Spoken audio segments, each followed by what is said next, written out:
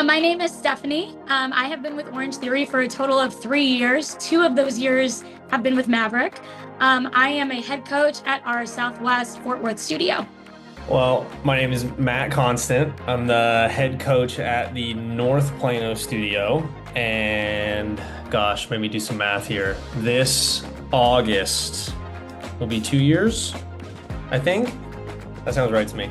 All right, my name is Daniel Gregg, head coach over at the Rockwall Studio. I've been here coaching for about 4.5 years so far. Head coach for about 3.5 of those years. Cool. Yeah, so my name is Dustin Stevens. I'm the head coach over at our McKinney studio. I've been with Maverick and Orange Theory since September of 2020, so going on 5 years. I started the Allen studio, and then I've been a head coach at the 2 other studios in McKinney. So Christy Veach, head coach of the Mesquite studio, and I've been with OTF for 6 years. Will be 6 years in October. Is Adam Logson.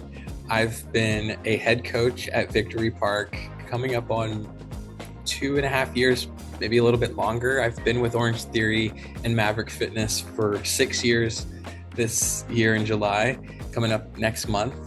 And I've had the sales associate role, the coach role, and now the head coach role at Victory Park.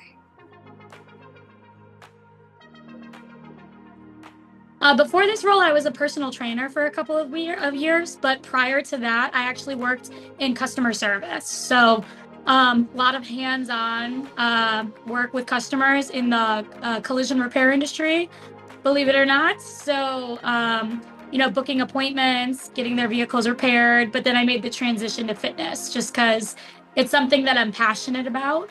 I had my own fitness journey, so once I went through my own fitness journey, I wanted to help others through theirs. Before this, 20 years of retail. So I worked retail for the longest time. I worked my way from a assistant store manager, I almost said studio manager, assistant store manager, all the way up into a district manager role, and then did some other roles in the corporate world with that along as well. Yep. Yeah, so I started with OTF during COVID. And so prior to that, I spent probably my first 15 to 20 years of my career working in hotel operations. So my previous job that I was right before COVID closed down, I was the director of event operations at the Omni Hotel at Frisco, the one that's kind of attached to the Cowboys headquarters. So I worked at the Omni, kind of overseeing big events and Cowboys and all that kind of stuff. Before I was in fitness, I did finance. So I was in finance for Omni Hotels, doing some financial analysis work for them. Additionally, I was for smaller hotel chains doing the month-end books of closing the company's visitors coming in the door, all the supplies needed going out the door. I would run like the managerial accounting, and then going into finance for the financial analyst of the hotel industry. I finished as a senior accountant, and that's when I realized I either needed more training going back to school or finally jumping ship and sticking with a passion that could also be profitable. So I was long distance running, and I was a part-time running coach in my finance career. And I knew I needed to take a step back, and I made the jump into fitness from finance. I mean, I love being able to help people. And on paper, you'd think that's just helping the members, which that is a huge part of our job, of course. But I've enjoyed the process of, because I started as a normal coach, moved up to become a head coach, the process of helping other coaches as well, like those that are at the same studio as myself, and that I'm able to, again, have the privilege of guiding and teaching my craft has been super awesome. So I think that is my favorite thing, and what I find the most rewarding is watching our members grow, but also watching our team grow. It's awesome. It's my favorite thing. I think the most rewarding in my role is just the impact you actually make on people and people's lives themselves. From living 20 years in a world of where I sold products to people, and some things could help better their lives, but they didn't really need them.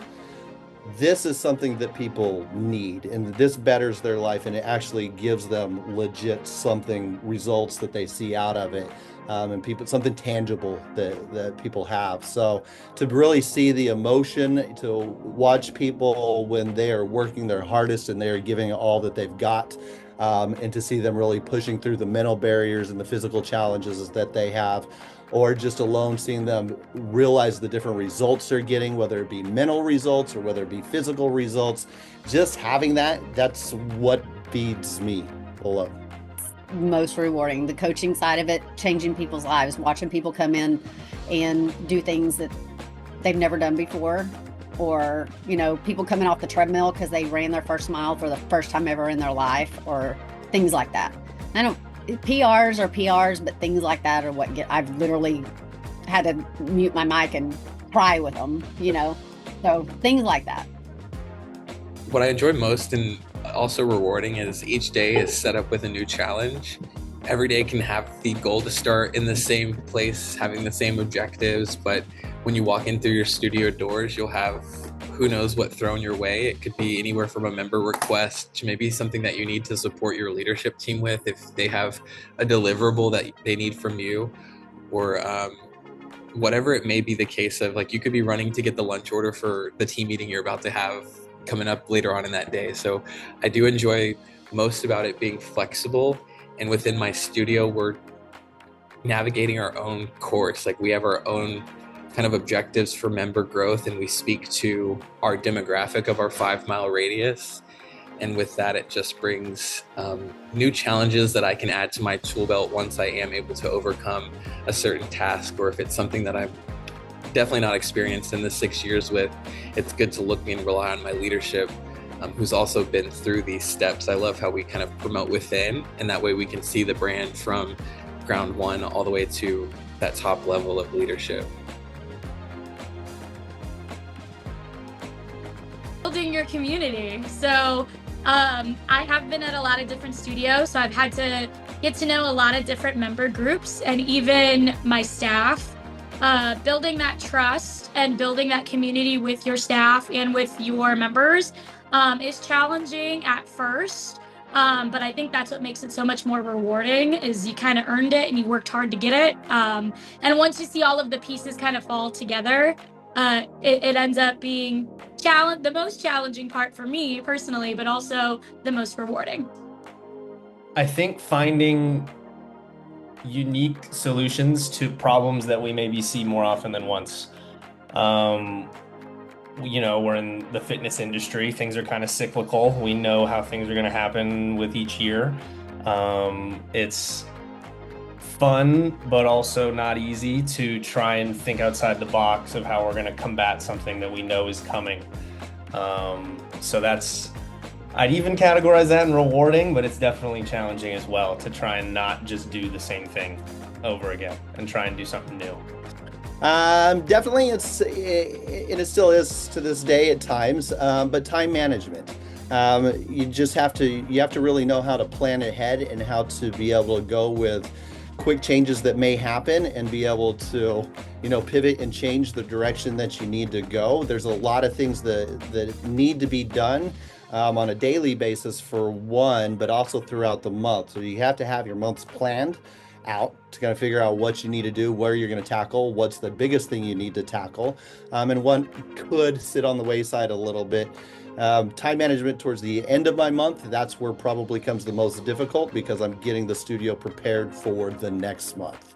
So at the end of the month, we're already trying to make sure everything's prepared and ready to go for all the rest of my coaches, along with the members. So it can get a little bit more challenging, but it's where you got to know sometimes when to be at the studio and when not to be at the studio, because sometimes at the studio, it's a lot of noise that comes in, can be distracting. Yeah, so the most challenging part head coach wise is the balance. I think because I've done the head coach mentorship program a couple of times, and what I always try to explain is that the role of head coach, there's just so many different aspects to it. Like you take over a leadership position, but you're still a coach, right? So you're still taking the time every day and every week to like learn your template and execute the badass workout that we provide to the members.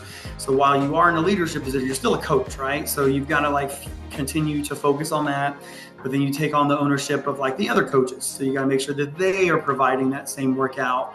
And then obviously making time for their development with evals and doing one-on-ones and just being present and available to them. And then you have kind of the component that you don't have when you're a coach is you have your counterpart, right? So you have your studio manager. So you're trying to make sure that you're doing your meetings with them and you're kind of overseeing operations with them and just making sure the business side of it. And that's, I think a lot of times the coaches don't kind of see that aspect. There's a business acumen portion of this that you're not just coaching, you're running a business. And then you have the members, right? So you're obviously running the business and you're doing things for your coaches and your counterpart. And then now you have Hell Week and you have this and this. So there's a lot that goes into it. And so I think the challenging part is just finding the balance of time blocking and just looking ahead of time. And probably knowing all the things you have to get done and being thrown all the curveballs at the same time. You know, the last minute changes or, oh wait, you got this due by the end of the day tomorrow on top of all the stuff I already have. Because which I was going to go into another question, but I'll wait for you. But probably things like that and reviews, because that's usually I'm here to coach and then get my admin done. When another coach is coming in, it's usually that's the end of my day. But in order to get reviews done, you got to be there part of their day too. So that's probably my least favorite part. This role is so dynamic, and that can be a challenge just to keep yourself on track. Like I mentioned earlier, it has so many different ways that you can start your day, but knowing that you have to stay focused in a certain objective for either you and your coaches, or it's you and your studio manager, or you and your members even, it's a challenge to remember like, oh, wait a minute, I need to get back to this, or oh, wait a minute, there was a member outreach that I needed to make sure I circled back to in the day. And that's probably my hardest part is, step one, make a list. Step two, remember where I put the list. So the challenge is just the scatterbrain components, pulling them all together. And it's great to have a team to help and remind you of like, hey, this is a team where we're headed. Each of us have our own job duties and assignments. And then keeping me on track with like, Coach Adam, you're doing this today, like stay on board with it. So I love that everyone's come together to help me navigate my task and navigate that whole scatterbrain thought process. But to be fair, they are the ones that are leading me in that scatterbrain process. So just as much as they take me off track, they put me back on track, which is a change up through the day. It makes the day go by so fast. Typical day. There is no typical day here. Yeah, that's probably one of the best things that I love about it as well, is because no day is typical. There are things that, I do. Typically, I come in, I try to figure out who I'm going to annoy first that's working in the studio. And then usually that's Olivia, my studio manager. And then, I get down to some of the quicker things that I need to do, which is first visits, low use, anything like that, any quick admin stuff like that. But then it could be planning, reaching out to members that may have some issues or have some questions about different fitness levels. It could be going out and who are we going to market with out in the business world? What type of events can I plan out there? What are we going to do for our next member social? Who's going to be the member of the month for next month? All those fun things that go along with. So no day is really typical, but there are definitely things that you want to stay on track with, and you do stay on track with, especially admin work as you're working your way through. Like our schedule's different. Like for me personally, and this is just like right here in this moment, like I coach Tuesdays through Saturdays, right? So my coaching schedule is Tuesday through Saturday. And that typically means I'm not coaching on Sundays and Mondays. For me, I kind of look at Sunday as that's kind of like my day that I try to completely disengage. If I'm going to work out, I'm going to go to a different studio, or I'm going to work out at home. I'm just going to not step foot into my home studio, right? And then Mondays, I don't coach, but that's when I kind of look at doing some of my admin from home, because again, technically I'm not working that day, but I can get some stuff done admin wise. And then like Tuesdays, Wednesdays for me, those are my openings. So those are my 3 a.m. alarm clocks where I go in and open the first few classes. And then at that point, you kind of have to plan the rest of your day out. Like what day is a good day to do an eval and what day is this? And then Thursdays are my closing day. So it's like the complete opposite. I get to sleep into a normal hour, but then I'm there till the evening. And then Friday's kind of like the mid shift. So there's really not a good answer to that question, to be honest with you, because, there's just so many different things. Like when I do my one-on-ones, those are going to be different every week, and my evals are different every month. And I think it kind of comes down to not looking at it as a day-to-day thing. And honestly, like for me, I'm a list maker. So I print off a monthly calendar, and I will like time block everything, because as well, like we've got like sometimes we do our quarterly workshops and we do our leadership meetings and stuff. So it's super easy to double book yourself when you're not planning. So for me, it's just you book your month and you deal with the curveballs and you make changes. But yeah, it's just making sure you've got everything lined up for the whole month. Most of the time, I don't want to say most of the time, coming in and coaching initially, I tend to couple of days a week is opening for me, or I start the day with my workout. It's non-negotiable for me. So it's either a workout or I coach and then come back, knock out my admin, finish out my hours for admin, finishing with the admin or finishing with my workout, vice versa. So, but getting in my planning in, you have to, which I don't know if that's going to go into this or not, but you have to time management.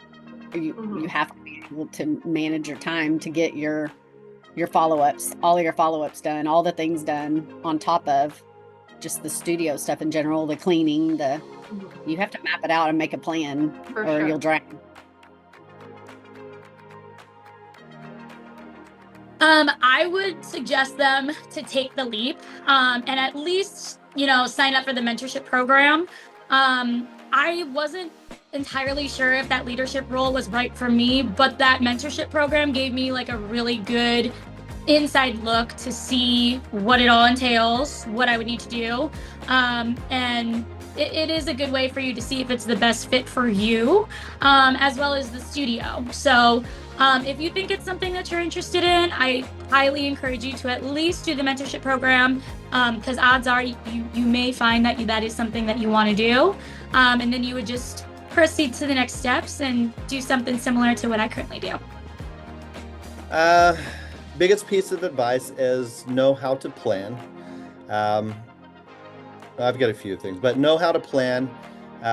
Don't sweat the small stuff. Don't stress out. It's easy to it is easy to get stressed out over the amount of different noise that comes at you at different times. But learn how to process and communicate with people in a clear way, and be able to have different types of communication with people.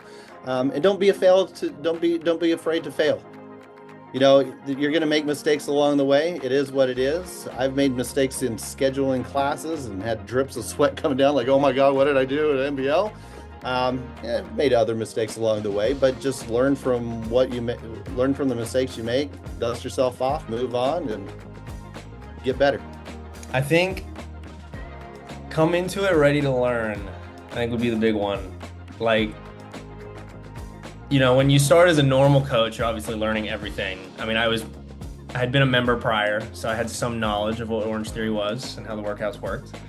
But you obviously learn a whole bunch in training and becoming a coach, and becoming a head coach is no different. And I think being willing to admit that you don't know how to do something is like the saving grace. Don't feel like you have to fake it till you make it, because you just won't make it if you try that. The amount of times I call Kim or Shane or another head coach on a weekly basis, I could probably count on two hands, just being like, hey, what are we doing with this? How do I do this again? And they're all so willing to be like, oh yeah, this is how you do it. All right, let me show you. So yeah, being willing to learn and being willing to throw your hands up and say, I don't know how to do this. Let's figure it out with somebody else. And the first thing that comes to mind is don't give up. This job is going to throw so many curveballs your way. There's going to be so many things that feel like they're working against you. At the end of the day, we're all working for the same mission, the same goal of just getting members and getting more life. So the feeling, if you're ever feeling like everything's against me, everyone's working against me, take your second, pause, reflect a little bit, and then get some outreach. Like my leader in fitness, Coach Whitney, currently, and any coach that's been in the leadership roles that Maverick entrusts, they're going to be there for you. They're going to help talk you down. They're going to help scale it in big picture, because your regionals, they oversee multiple studios. So in them overseeing it big picture, they can kind of deduce like, okay, is this a big problem for the region, or is this maybe just a little moment we're having a sense of self-doubt? So try never to doubt yourself, never give up on yourself. And just know you do have the support of everybody at your studio, because this is your community. This is the culture that the members are going to create that you can just reflect and shine back at them. Yeah, I mean, I would say step one is, if the timing aligns, to do the head coach mentorship program. I did not do that whenever I moved into being a head coach, because timing really didn't align. It was just, we had a new studio opening up and I just kind of went for it. But I would say first thing, yeah, if it's available, and I think we do it several times a year, I think it's a great way to just kind of see the behind the curtains look of a head coach role, right? Because I think as a coach, you kind of see it because you have a head coach and you kind of see the front aspect of it, but you don't necessarily always see the behind the scenes stuff. And so some things, I mean, not that it's like rocket science, but there's a lot of calls, right? So we're on the phone a lot calling members, and for some people that might just not be your jam. And so I would say first step is just try to do that, right? Get on the head coach mentorship. And if it's not available, then just having that conversation with your head coach. Because I've had times too where I've had coaches that like, hey, we don't have the mentorship going on, or maybe we're right in the middle of it and it's too late to sign up. And I've kind of had them shadow me, like they sit through me doing an eval of another coach and sit through some of the calls and, kind of walk them through some of the systems and some of the meeting stuff and all that kind of stuff. And I've had a couple times where it was overwhelming to that coach, and they were like, you know what, I think I'm going to wait till the next mentorship program and maybe wait it out. And I've had a few where they're like, yeah, I'm going to go ahead and maybe apply, or whatever it may be, or whatever. So I would say mentorship program is the best way. If it's not available, then just kind of talking to your head coach and kind of seeing if there's some time to kind of look at what the role entails beyond just the obvious of the job description. And that was what I put down. Organization is key. Organization is key. When you get your letters and there's dates on there, go to your calendar immediately. Yeah. And everything in your calendar with a reminder, either the morning of or the day before, because if I don't, I'm not going to remember. So there's been many times that Whitney sent out a reminder, don't forget head coach call. And I'm like, oh no, because I did not add it right when it came out. So organization, time management, like I said before, if you don't manage your time, you're going to end up, you're going to look up 2 weeks and you haven't done 45-day follow-ups in 2 weeks, and then you're drowning in them. So you have to stay on top of it, or it's overwhelming, and be surprised. Anything I've ever done in my life, this is the most fun job that I've ever had. Yes, it has its challenges, and that is great, and it is just as rewarding as it is challenging at times. But yeah, just have fun at what you do, because it goes back into the old adage: if you don't like what you do, if you like what you do, it's not work. Keep not being average. That's life motto of mine. Just coming in the door makes you not average. Everything else is bonus. So this brand has taken me from finance to fitness, and in that I've learned everything from OTF and Maverick, and I'm just appreciative of Maverick and the outpour and the personal support that the brand and y'all have shown since I've been here. That's the most touching part. I've never been with a company like the finance jobs I've had. It's always been like the money grab. How can I get more and more? Where's my next raise? Where's my next promotion? And then to come to Orange Theory and come to Maverick and working with the team that I've been working with. Personally, I had a car wreck that injured my dog, and my dog had a broken arm, and it was this massive vet bill, and all these things came piling through, and I had to take some time off work, and Maverick was the first people on board with helping me with my dog.